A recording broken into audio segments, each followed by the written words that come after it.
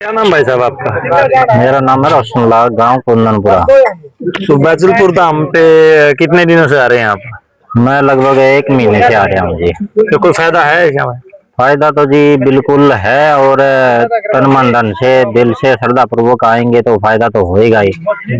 भटकने से कोई फायदा नहीं है। मैं तो कहता हूँ कि जिसके घर में भी जो लाग लपेट संकट है या कोई भी दिक्कत है, एक बार शनिदेव धाम इच्छा पूर्ति धाम में जरूर हाजिरी लगाएं और यहाँ से बहुत बढ़िया पर्चा लें। मैं तो ये कहता हूँ। भाई साहब, एक पाखंड की ओर जा रहे हैं दुनिया, लोग इसको देखने वाले पाखंड कहेंगे।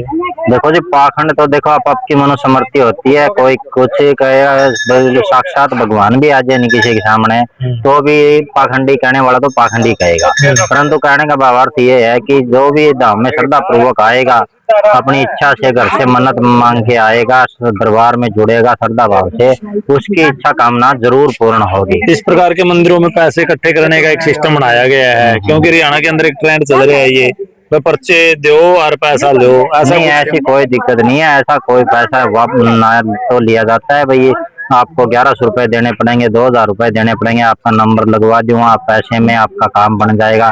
ऐसी कोई भी दिक्कत नहीं है। घर से शुरू में आने से पहले एक पानी की बोतल लेके आए, घर से वार के फेर के, और दरबार में अर्जी लगाएं, और गुरुजी से आपका जो भी इच्छा है, संकट है, घर में जो भी दिक्कत है, वो गुरुजी पर्चे पे लिख देंगे और निवारण बता देंगे। कोई नाम नूम पूछ के बता बना? नहीं, नाम नूम तो देखो जी, शुरू में जो खुद के आदेश होते हैं गुरुजी के अंदर से, शनिदेव जी महाराज के, वो खुद ही नाम लेके या गांव लेके बुलाते हैं, भाई आ जाओ, फलाना आदमी आ रहा है, दिखड़ा आदमी आ रहा है। परंतु जब जितना का नंबर आ जाता है, बाद में कुछ बच भी जाते हैं। देखो, संख्या ज्यादा होती है तो कई बार सभी का पर्चा नहीं बन पाता है।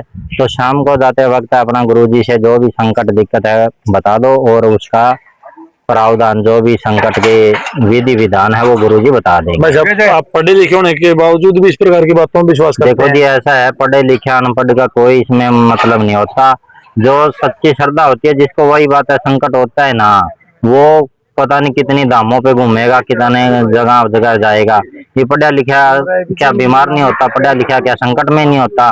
अनपढ़ भी होते हैं, परंतु अपने, चलो आप पढ़े लिखे हैं थोड़े मोटे, परंतु जो आदमी कड़ा हुआ है, 70-70 60-60 साल के हो चुके हैं, जिन्होंने आर्थिक संकट है या घरेलू संकट है, कोई भूत पिशाच संकट देखा है, वो धाम पे क्यों आते हैं? इसीलिए आते हैं ताकि उनका संकट कटे। ऐसे आज के दिन कोई भी आज अनपढ़ नहीं है, चाहे वो अनपढ़ भी क्यों ना हो। आजकल वह कहते हैं ना, पहले देखो, जांचो, फिर आपकी कार्यविधि शुरू करो। आपको कोई फायदा हुआ है? मेरे को बिल्कुल फायदा हुआ है जी। एकदम तो देखो जी, कोई फायदा ऐसे है नहीं भाई एकदम ही फायदा हो जाए। फायदा होने के लिए थोड़ा टाइम देना पड़ेगा, समय लगाना पड़ेगा। कोई भी आप बच्चे पढ़ते हैं, क्लास में पढ़ते हैं, एक डीएमसी के लिए 1 साल की डिग्री के लिए 1 साल लग जाती है। तो ऐसे तो है नहीं, धाम में आए, माथा टेके और आपका पर्चा मिल गया और आपके संकट कट गए।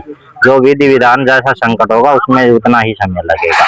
कहने का मतलब ये है, धाम से जुड़ो, और ज्यादा से ज्यादा जितने भी जुड़ोगे, जितने संकट होंगे बिल्कुल अवश्य ही कटेंगे शनिदेव महाराज के प्रांगण में।